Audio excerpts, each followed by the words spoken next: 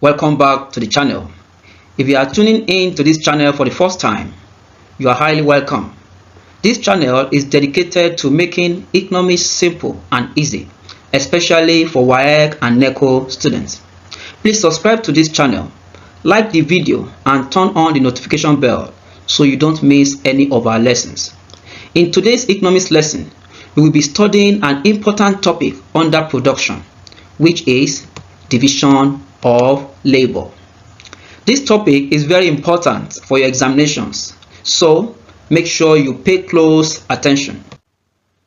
By the end of this lesson, you should be able to explain what division of labor means, list its advantages, its disadvantages and limitations, and also understand what's meant by specialization. Now let's look at the meaning of division of labor. Have you ever wondered why in a factory one person does not produce a product from start to finish, but instead many workers handle different parts of the work? This is division of labor. Division of labor refers to a system where the production process is broken down into different stages, and each stage is handled by a different worker or group of workers. Instead of one person doing all the work from start to finish, each worker focuses on a specific task. For example, in a shoe factory, one worker cuts the leather, another sews it, while another packages the finished shoes. Or in a car factory, one worker assembles the engine, another fixes the body, while another paints the car. Division of labor makes production faster and efficient. So division of labor can be defined as a system of breaking down production processes into different stages so that each stage is undertaken or handled by an individual or group of individuals. Now that takes us to the advantages of division of labor. One of the advantages of division of labor is that it increases output through specialization. So when a worker focuses on one task, faster and more efficient, leading to higher total production. Another advantage is that it saves time by reducing movement between tasks.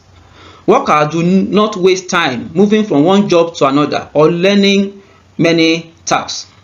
Another one is that develops greater skills. Repeated performance of the same task helps workers to gain experience and improve their skills. It encourages large-scale production.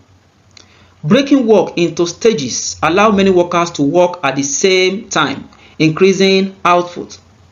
It creates employment opportunities. Different stages of production require different workers, leading to more job opportunities. And next one is that it reduces workers' fatigue. It reduces workers' fatigue. Simple and specific tasks are less tiring than complex jobs. It also lowers cost per unit and increases output. That is, efficient production reduces wastage and cost, allowing firms to make more profit. And lastly, it promotes mechanization. Division of labor makes it easier to introduce machines for specific tasks. Now, what are the disadvantages of division of labor? Number one disadvantage is that it leads to monotony and boredom. When someone repeats the same task every day, makes work boring and reduces job satisfaction, because the person keeps on doing that same job over and over and over again. It makes the job to be boring because there is no new challenge anymore. So it reduces job satisfaction because there is no satisfaction you want to derive from the job any longer, because you have done it over and over again. The next one is that it leads to loss of craftsmanship. It leads to loss of craftsmanship. Workers no longer learn the full production process and depend heavily on machines. And also, risk of unemployment. If a worker specializes on a particular task, or let's say if a worker's specialized task becomes unnecessary, they may lose their jobs. If someone that have been specialized in a particular task, and as time goes on, that task can now be done or carried out by machines, that means that person will end up losing his or her job. And also, it causes immobility of labor, because one is highly specialized on one particular job, so you find it difficult to change from one job to another or from one industry to another. And lastly is overdependence. If one worker or machine fails, the entire production process may stop. The work has been shared into different groups. If a particular person who is supposed to carry out a certain activities fails or is not okay, probably the person is sick, is not available, it means that the production process will not be able to progress without the person's presence. So, what are the limitations of division of labor? Number one is that the size of the market is one of the things that limits division of labor. That is, if division of labor is only useful when there is large demand for goods. But if the demand for that goods is very low, you don't need division of labor, because division of labor helps in producing goods in large quantity. And since you are not producing in large quantity, you don't need to implement division of labor in your production process. Another limitation of division of labor is the level of technology. When there is poor technology, it will limit efficiency and specialization. And also the nature of the product.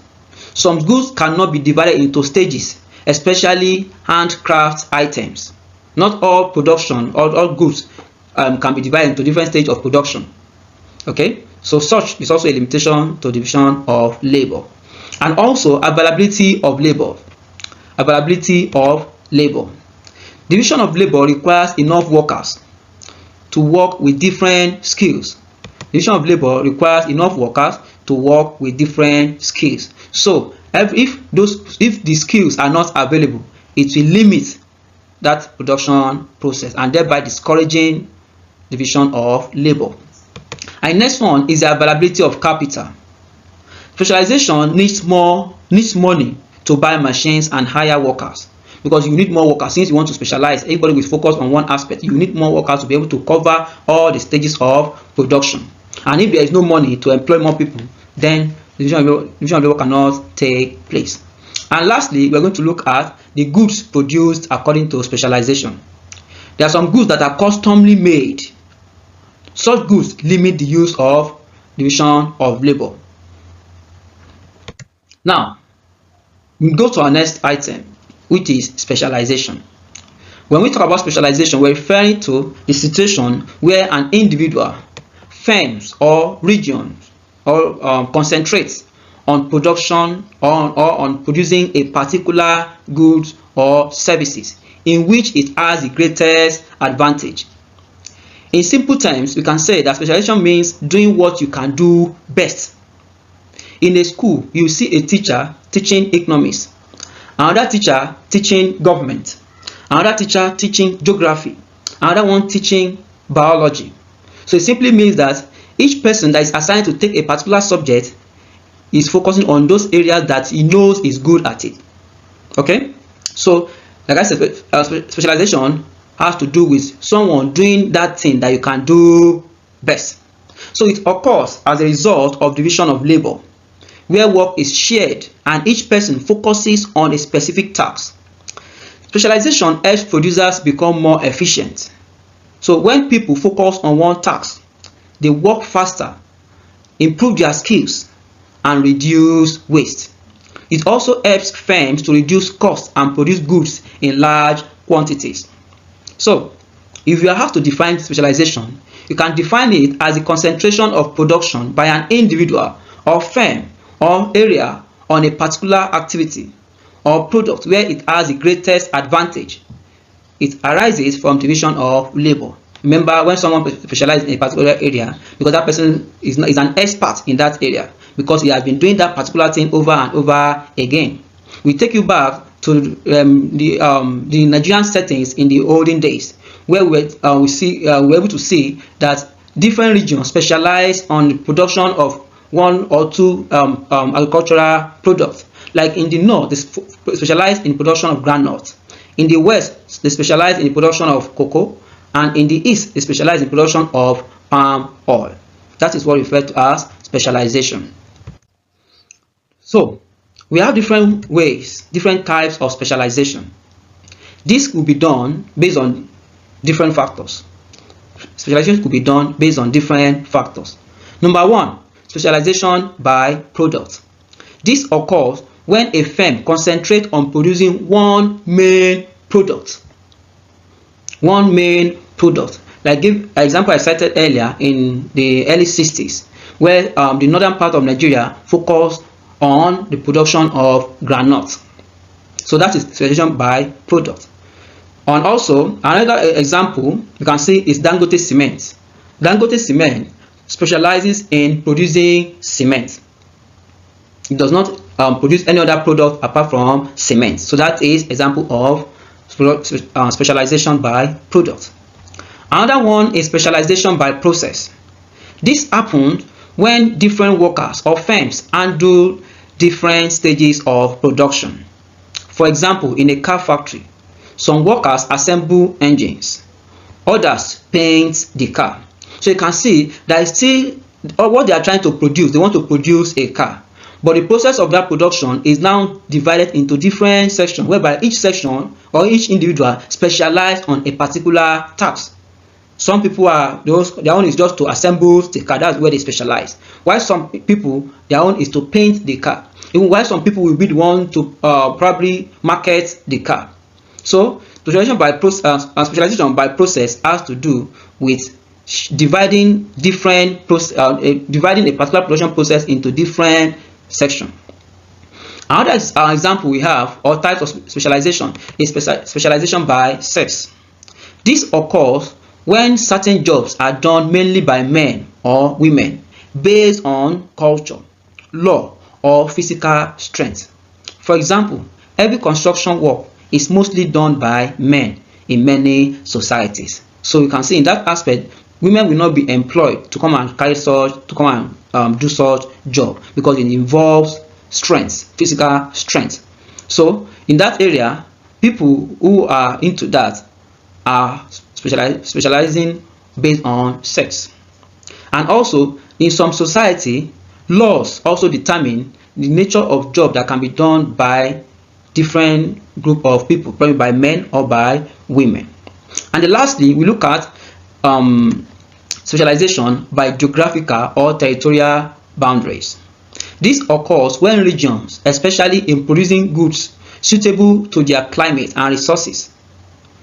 Example, like I said earlier on, northern Nigeria produces groundnut, while southern Nigeria produces cocoa and palm products.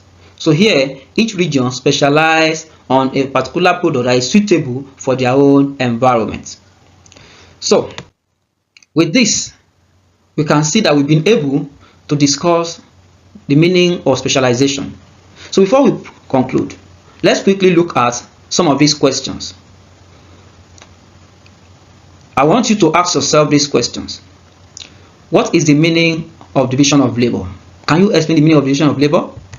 Can you state the advantages of division of labor or disadvantages of division of labor? Or can you identify those factors that limit division of labor?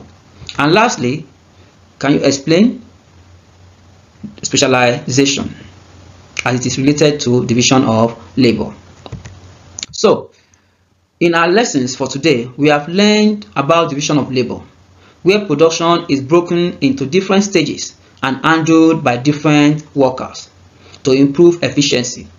We also discussed the advantages, disadvantages, and limitations of division of labor, showing both its benefits and challenges in production. Further, we explained specialization, which arises from division of labor, and examine its various types with practical examples. These topics are very important for your WAEC and NECO examinations, so make sure you revise them very well. That brings us to the end of today's lesson on division of labor. I hope this explanation has helped you understand the topic clearly and made your revision easier. If you found this lesson useful, please like this video, share it with your classmates, and subscribe to the channel for more simplified economics lesson. Don't forget to turn on the notification bell so you won't miss our next class. Thank you for watching. Keep studying, and I will see you in the next lesson. Hello everyone. Welcome.